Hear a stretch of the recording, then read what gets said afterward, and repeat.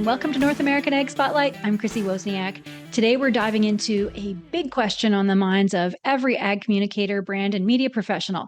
How has agri-marketing shifted in 2025, and what's really working now? With the rapid expansion of streaming, online content, or on-demand content, and social platforms, ag marketing is no longer just about reaching farmers where they are. It's about engaging them in the right format, at the right time, and with the right message. To help us unpack this, I'm joined by someone who knows the heartbeat of rural media inside and out. She's the co-owner and chief marketing and creative officer of Rural Media Group, leading the vision behind RFD-TV, rural radio on SiriusXM 147, and the FarmHER and RanchHER. She's building on her family's legacy, transforming RMG into a modern multi-platform powerhouse while staying true to authentic rural storytelling, which is just incredible to watch. And coming up soon, she's also going to be participating in a panel at the Women in Agribusiness Summit in Orlando, Florida, an event dedicated to advancing the role of women across the agri-food sector. Today, we're talking about marketing through headwinds, ag marketing strategies in an uncertain economy. And joining me today is Raquel Gottsch Koehler. Welcome, Raquel. And thank you so much for joining me today. Thank you for having me. I'm excited to have this conversation. You kind of start listing off the names of all the companies we have, and it definitely is a mouthful. It's not easy for me either. So trying to figure out how to simplify it is kind of one of our goals moving forward. Yeah, I bet. So you grew up in a family media business. So tell us about your background and what it's like to now step into a leadership role alongside your sister. You know, for me, yes, I grew up in a media business, but it really was my dad at the end of the day grew up as a farmer and rancher.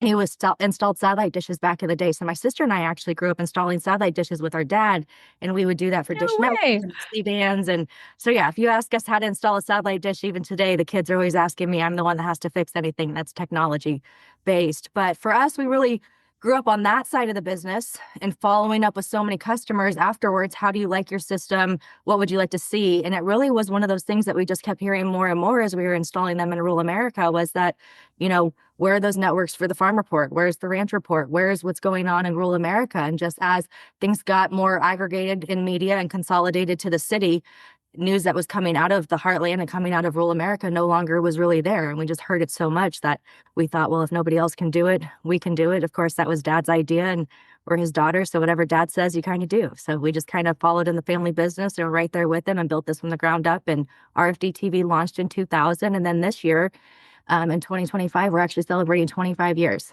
of being in the media business. So for our family company, that's a huge milestone for us, especially we are one of the only independent television networks out there. A lot are owned by bigger conglomerates, whether it's Disney or Comcast or others, but we really are a true family-owned business, just like so many farmers and ranchers out there owning your own farms. To us, this is kind of our family farm, what our family started doing, and we are that next generation of kind of moving it forward, of building on that legacy, but at the same time, how do you modernize that and move forward? Because as we all know, media is changing.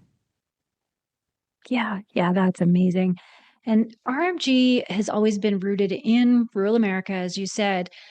How do you balance honoring tradition and your father while also pushing forward with modern platforms and technology? You know, I think for us, and again, I kind of explain it to the farms, right? Like it's the same thing of your grandma and grandpa had a farm, your parents had a farm. Now you're the ones going back to that farm or ranch, but you can't keep doing things the way that everybody's always done it. So at the end of the day, you continue with that legacy and that foundation that's been built, but you also have to look at technology and what's happening out there and how do you start to adapt moving forward? How do you create new revenue streams? How do you create different ways to do new things? And so for us, it's really kind of a lot of similarity as you find within farming and ranching, the same thing that happens in the media business, especially for us going to that next generation. And so for us, it's really looking at how people consume their content today.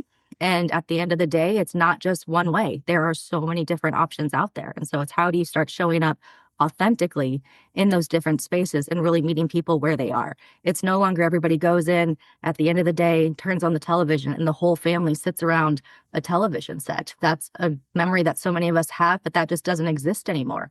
And so while that still might happen, everybody comes into the living room at the end of the day, you have dad that might be watching on the television, you have kids that are watching things on their phone, you got mom that's over here on their iPad, and at the end of the day, those are all your consumers. And so how do you start showing up in those different platforms so people can start to engage with your content? But it's not all one size fits all anymore.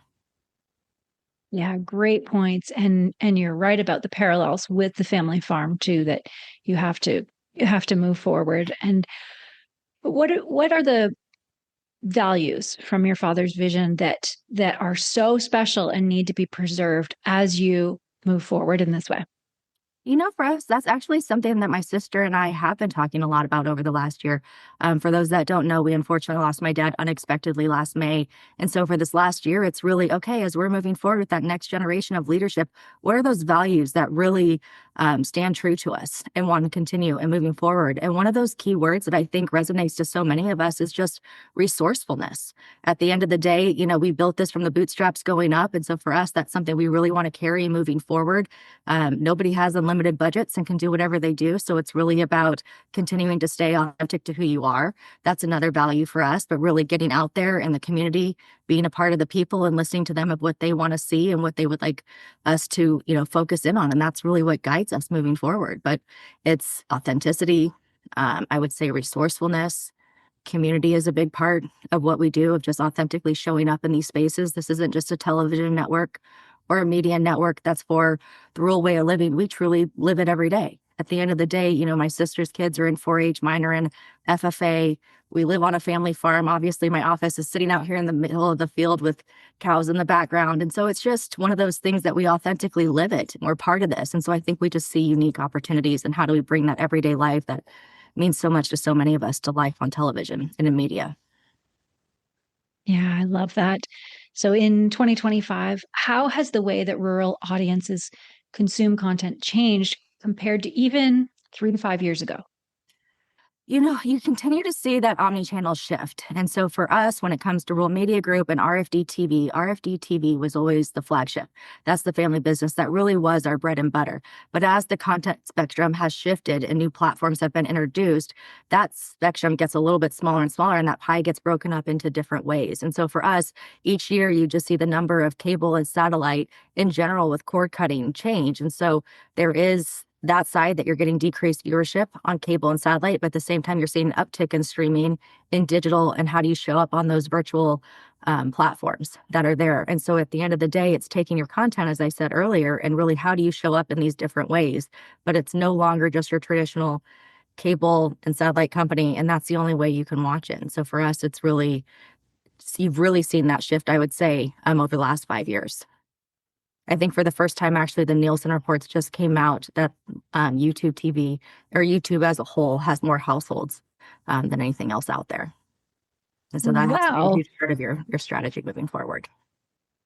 that's crazy. Thinking about, growing up in the 90s and 2000s, that we wouldn't be all sitting with the family in front of the TV. It is pretty crazy when you think about it, how fast everything has changed. It does. You can't stay on top of it. But at the end of the day, I think you have to pick the platforms that are authentic to you. And at the end of the day, you also have to stay very authentic to you and your storytelling, and just not go after that shiny new thing just because it's there. Think you have to be there. You really have to take a step back, especially as it relates to marketing. And how do you show up? Does this platform make sense for us? What is our story? What is our messaging? And how do we authentically tell that on that platform moving forward? But I think so many people always go after that new shiny thing because you think you have to stay on top of it.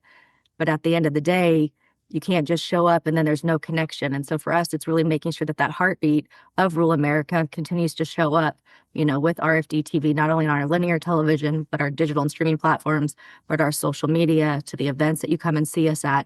If you show up at any one of those spaces, we want you to authentically think that you're being welcomed into RFD-TV's living room at the end of the day, and that it all feels the same. You don't want it to feel different. Yeah, that's amazing. I was fortunate enough to be able to tour the studios in Nashville a couple of years ago with American Agri-Women. Oh, wonderful. And the thing that really struck me was the live TV and the ag news. Mhm. And so, what role does the live ag news play now? When so many people are moving towards bite-sized or on-demand content.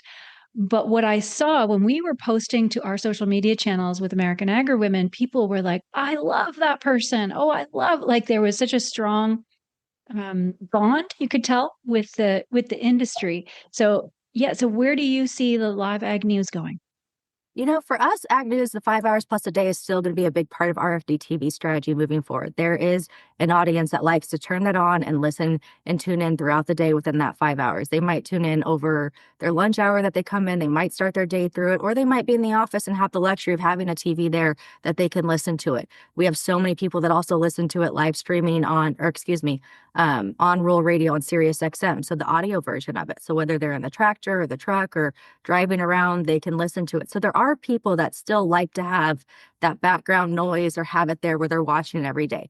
But again, not everybody has that luxury or that's their normal routine every day. So you also have to take that content and figure out how do you slice and dice it in a million different ways so it does show up and give them those stories in quick bite-sized pieces that they maybe didn't get to listen to because they didn't get to tune into Market Day Report for the 5 hours a day. So I think there's different audiences and how people like to work. And at the end of the day, it's really about showing up in those places and making sure that they get the news that they need in a timely manner and the way that they want to consume it. But for us, we are fortunate. We have some amazing personalities, and they really are people that, once again, authentically live this lifestyle, and people trust them and their voice, and they show up in this space. And I think they just really resonate with the audience. And so they build this bond and they become a trusted voice. And so it is very much a family environment for sure, whether it's inside our studios or when you see us out on the road. I know hopefully we'll have the same thing when we get to Women in Agribusiness here in Orlando in September, as I know several of us are coming to that. Yes, for sure. And for me, marketing is my life, and metrics are so important. So how do you track what's resonating and what metrics really matter for rural media today? You know, Again, for us, we're still kind of old school in certain aspects of it. My father always put his email address loud and proud on the television network and told people to email him, Patrick at RFD-TV.com. And he really answered those. And I know so many people wrote us after his passing of really telling us how much that meant to them, as that they never expected if they really emailed him that he would write them back. But he really did stop counting after, I think, 100,000 or 200,000 emails that he had answered. And that was his lifeline. And so for us, again, it's continuing to do that. But as we go into the next generation, it's not only about email, it's how do you show up on these places? How do you talk to people? I still think for us, the number one gut check for us is getting out and about to these events and talking to people and understanding what is important to them. What are they there to see? What are they there to learn about? What are those hot topics? Again, talking about women in agribusiness, what are those top panels are very engaged in and want to learn more about? And then how do you take that as inspiration to make sure that sometime throughout your 365 days a year that you're doing news programming, that's weaved into your content strategy, because it's obviously a hot topic. So I think so much it's about getting out there in the community to these events and talking to people. But again, there is so much data out there and different research that we've started to really dive deep into focus groups. And as we all know, you have your current audience, but it's really what's that next generation of viewers and listeners and content consumers that you want to have. And so for us, we've invested heavily into those focus groups of that audience and understanding, what it is that they like, how are they consuming their content, what would they like to see more of, who are their favorite personalities, who are their favorite brands, how do they decide on brand loyalty. So there's so many conversations that we're starting to also have with that as it relates to focus groups. But yeah, you kind of use research of your tried and true and what's out there and those great, wonderful organizations that you can use for research. But I still think that there's a big need to get out there and just listen and talk to people and hear from your consumers. And that's really kind of what's been the best gut check for us. Yeah, I love that. I can only tell you so much. Yeah, that's it. Yeah, and you can get data overload and just get bogged down in it for sure. I personally, for me, I love it. I really do. But I think you also can just get so consumed and infatuated with it that you just get lost. And the next thing you know, you're down to another path. And so it's a fine balance. And I think that's just what we find is really take that data, understand it, but at the same time, gut check it against your audience. Go out there and talk to people. If that's an audience you're going after, have real conversations with them and don't give them just option A, B, C, or D. Yeah, that's awesome. So thinking about the broader agri-marketing landscape, what are agri-marketers getting wrong in 2025 when it comes to connecting with farmers and ranchers? Do you see that too many are trying to stay in the past, or are they going too far ahead? What do you think?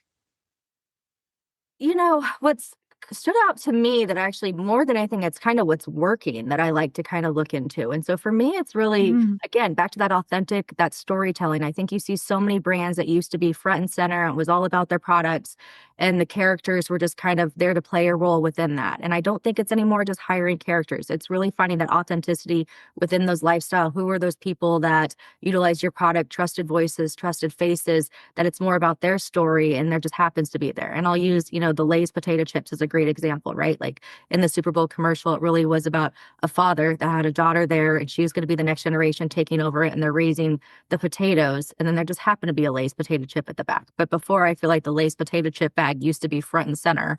It was all about that. And it was just kind of this strategy behind it. And so I think it's really about those people behind these brands and who utilizes these products and who grows our food that goes into the manufacturing or goes into these products. That really has been something that the brands have been doing really, really well.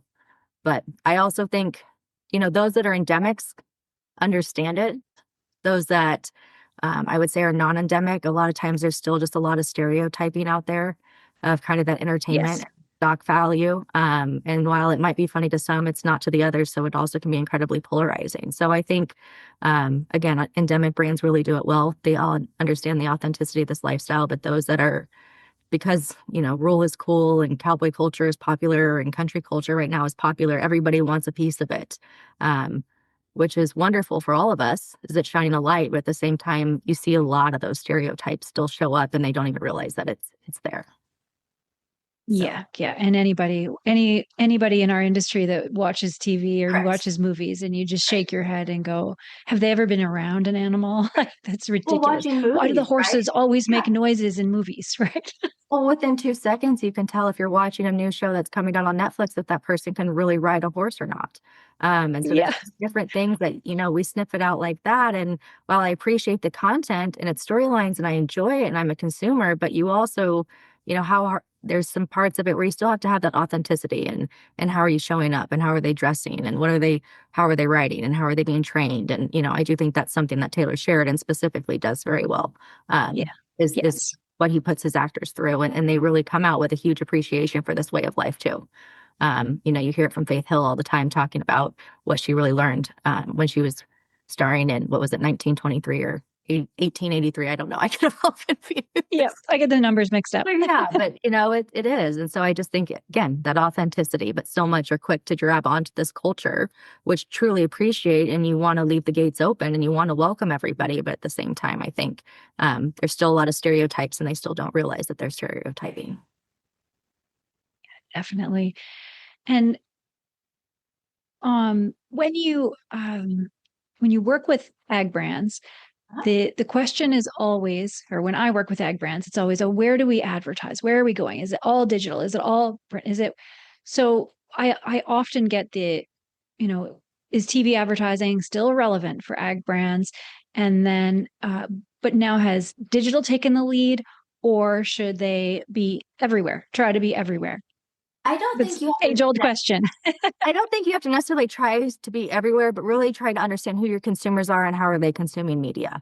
And I think looking in those platforms, I do think that there absolutely is still a place for linear television. It's a great place for brand awareness, 30 seconds, product integration, especially if you have a 20-minute or 30-minute show. So I don't think it's only your spots and dot by. I think it's also how does that product get integrated when opportunities present themselves, to looking at that. But it is then coupled with your digital strategy too. So it's kind of a nice balance, I think. I think at the end of the day, but you might be a little bit heavier digital and a little less linear. Your audience might be a little bit more linear and less digital. I think you just kind of have to know your audience and really understand how are they consuming their media and where are they showing up. But I do think that at the end of the day, there still is definitely a need for linear television advertising for those that have the budget to keep that brand awareness there. Yeah, that's great. So shifting lanes again a little bit, let's talk about FarmHER and RanchHER. You spearheaded the relaunch of both. Why was this so important to you, and what impact has it had so far? For us, shining a light on women in agriculture has always been a big part of who we are. My family, with us being my sister and I, we are the next generation of leadership. We are 100% female-owned moving forward. And I think, which we're double checking everything because you just want to double check, but that we're the only female-owned media company cable network out there. So there is not another one. So that makes us really unique. But in general, shining a light on women in agriculture, as I said, is just very important to us. It's updating that image that it's not just, old guys in overalls that farm. It's really that women have been a part of this. And those of us that grew up this way know women have always been a part of it. This is nothing new. It's just not something that you've always seen. It hasn't been portrayed in media. It's always been, again, with the media's perception of what rural America is, what farming and ranching is. That's what you see show up in whether it's television shows, ads in magazines and prints from the old days, or you have same thing, with your commercial spots. And so it's just updating that image. And I think you see a lot of brands latching on to that as well. But for us, women are great storytellers. We always joke that if you ask a guy about his horse, he tells you he's a good one. But if you ask a woman about her horse, she'll sit there and give you 2 hours of this bond that they have. And so women are just phenomenal communicators. They're also, people trust women, especially other moms in this country, of really knowing where your food comes from. They trust a mom from a farm telling that story. And so I think just the way that they're ready to or can articulate that, their family history, why they do what they do, what goes into it, is just something that really resonates not only with those that live this lifestyle every day, but as we look to reconnect city with country and really appeal to those urban areas, it's a story that really connects with them as well. And so for us, it's something that will always be a big part of what we do, just supporting women in agriculture in general. And that FarmHER and RanchHER brand ties in nicely with that. So it's something we're looking forward to continuing to expand and grow moving forward. And just kind of this year it's combined into FarmHER and RanchHER.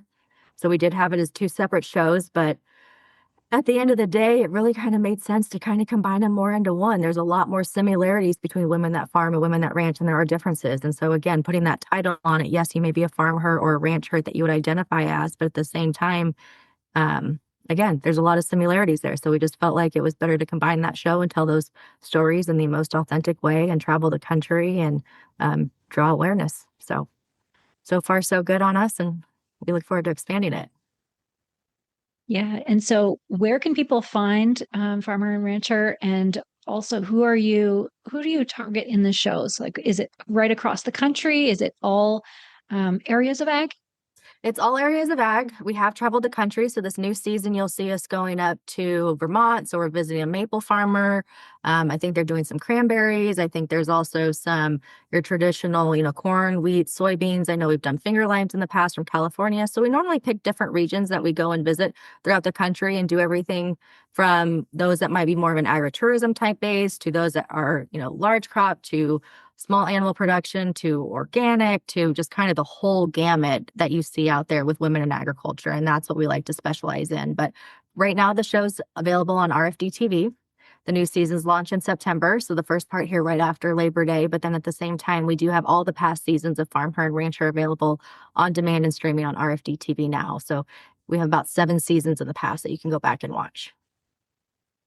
Amazing. Something that I would think high school guidance counselors should be watching to show, real jobs. I always think this, when I was in high school, it was like, you can be a veterinarian. If you like animals. That was the only option. That was the only option for you. No, there's so many options nowadays, and especially with technology. And again, I think it's just farms and ranches learning how to diversify. Agritourism has been a big part. Direct to consumer has become a big part. So even if you love marketing and social media, you can be in agriculture, and the opportunities that you can create with just those 2 things are endless. And so to me, I always say that when it comes to agriculture, you can do anything that you want to do in agriculture, whether it's, science, or you want to do marketing, or you want to do production, or you want to do mechanics. There's so many different opportunities within agriculture. And so at the end of the day, if it's an industry that you really love and you'd love to continue to be a part of, there's going to be a job that fits exactly your talents. I don't think by any means that there's only one way to be a part of this. Yeah, definitely. And what kind of feedback are you receiving from rural women about seeing their lifestyles represented in media? I mean, of course, there's a lot of thank you, and they love seeing it, and it's very inspiring. It's there is a lot of inspiration that we get emails from people or people writing on social media that you really inspired me to try this or do this or, get the guts to try and, expand our operation or get more involved in the family operation that we've had for so many years that I've always wanted to get my hands dirty and get out there, but you've really inspired me to do that. We also hear a lot from men at the same time. This really is not a show that's only has an audience for women. It's really 50-50 because at the same time, we hear from men at the end of the day that they all know a woman like that, whether it's their mom, their grandma, their wife, their daughter. They know how strong women are in agriculture. So they love watching this. They love seeing it. And I think they also see something when they see a show, it reminds them of somebody that they might know. And so one of my favorite stories always was when I was at the Iowa State Fair, there was a gentleman that came up and told me how much he loved FarmHER. And then he just went into telling me this beautiful story about his mom and how she was working on the farm until she was 98 and the stories and her driving a motorcycle up and down the dirt roads and how she raised him and his three brothers because his dad unfortunately passed away from suicide, which we all know mental health is a big thing on farms and ranches. But so she really was the one that took over the family farm and raised those three boys to be strong men. But he just had tears in his eyes telling me this story. So she's no longer here anymore, but FarmHER inspired him and reminded him of his mom and what a strong woman she was. And so, again, it's nothing new, women being in agriculture. Those just haven't been stories that have been out in the open. And so I think FarmHER and RanchHER does a beautiful job of bringing those stories to life and telling those stories. But then also touching on women's issues, right? Like at the same time, we have one that was talking about fertility journeys and you're out there and you're harvesting, but you're obviously having to take your IVF shots at the same time. And so there's a part two is realness I think women can connect to. So there's not always that side of it, but I think it also opens the door to a lot of conversations that have just not been necessarily shared that women can relate to. Yeah, there's a lot more to farming than just farming. Yes. when you're in that lifestyle, right? Yeah, and that brings me to my next point. It's very obvious: mental health, entrepreneurship. These are some of the themes that you're focusing on. So why do you think these issues matter so much to today's rural audience? At the end of the day, I think they're issues that matter to the world, right? And for us, it's just having that rural spin. Mental health is a crisis across this entire, again, world. But at the end of the day, there is some serious issues with mental health as it relates to rural America and farmers and ranchers and feeling isolated. So opportunities to connect and have more open dialogue around that are important to us. And so whether it is May, Mental Health Awareness Month, drawing attention to that, creating more content for that, we do have a studio in the Fort Worth Stockyards that holds 365 soft seats. So starting in 2026, we are looking to do more town halls and certain type of conversations where we can have a live studio audience and a panel really talk about these issues that are important to us, in addition to producing, live music programming and stuff. But we have this beautiful venue and this great location. And so being able to open up our doors and not only have fun entertainment programming, but also have conversations about issues that really matter and that can affect so many people's lives in a positive way by just opening that door and having that conversation are important to us too. I love that. So will that be based out of Nashville or out of Texas? That one's in Texas. So we have two studios. So as you mentioned, you went to the studio there in Nashville, Tennessee. We're right there on the heart of Music Row. Great location, been there for 10 years. That's where RFD News and our news programming really originates out of. But then we also have the entertainment side of our business. And so we have the studios there in the Fort Worth Stockyards. It's an old auction barn where the cattle used to come through from the early 1900s that we've now turned into a state-of-the-art television studio with wonderful technology. And so we're going to start producing new content out of there that gives us an experience for people to come and not only interact with our brand and be a part of our programming, but again, have those important conversations. And that's something we're really looking forward to. Oh, that sounds like such a cool format. And will that be live or will that be recorded and shown as a show? It'll be both. I think some things will be live. Some will, music artists love to go in there and edit as much as they can to make sure that it all sounds right. So it just depends what programming it is.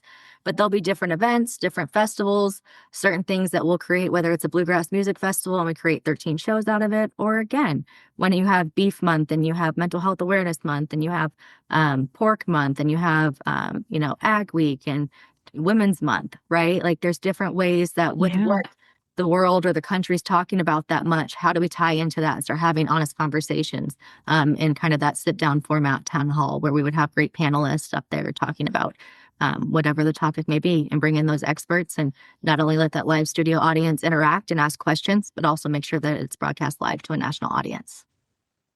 Amazing. I can't wait to see how this all evolves and comes out. That's very cool. And looking ahead, where do you see the biggest opportunities for growth in ag media over the next, let's say, 5 years? I think, again, technology in general, right, across the board, that is what's enhancing all of our lives right now. And so it's really leaning into that in a positive way for us. It's transitioning more to that omni-channel type strategy. So it is showing up in those content places everywhere that people can be consuming content. So I think the more people lean into technology, obviously AI is a big part of what we are all experiencing moving forward. And so really understanding the capabilities within AI and how you can personalize, whether it's delivering content to your consumers. I think it's all things we're going to have to lean into. And so something we're fully embracing and looking at the technology out there and seeing how it works best for a media company, just like anybody would in their sector of work. Yeah, for sure. And if you had one piece of advice for marketers in agriculture, in agribusiness, who want to really stay ahead of the curve for 2025, what would it be? I think for me, I think you can't turn a blind eye to AI at the end of the day. I think you really Mm, have to know. But I yeah. think at the same time, just in general, my best advice for any small business or company moving forward at the same time, be authentic to who you are, tell your story. So I Mhm. think at the end of the day, it's the balancing of technology, but still staying authentic to yourself, and how you show up in those spaces. So that's kind of my best advice of how do you stay, on top of what new technologies are and opportunities out there, but still taking the time to make sure that tethers to who you are authentically and how you should show up in those places.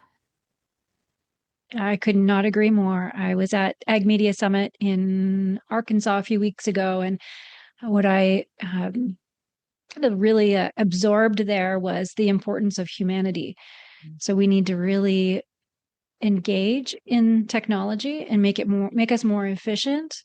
But really, humanity, that's where our secret sauce is, right? It very much is. And especially in this way of life, I mean, everybody still wants to get out, want to have that face-to-face conversation and want to be a part of a community. I don't think that rural America is not a lifestyle, or the rural lifestyle is not one that just hides behind phones and media. They really love Yeah. to be outside. They love to be on the land. They love to be caring for their animals. They love to be part of their local community. Those are just things that are just ingrained in them. And so I do think it is definitely, as you said, it's a balance of understanding that technology and that AI, but there is that humanity part and still that, we all need connection at the end of the day. Yeah, absolutely. And my final question, what when you boil it all down, what's the thing that gets you out of bed in the morning? Why do you do what you do? What did God put you here on the earth for? Whew, that's a big question. I think for us, when it comes to Rural Media Group, right?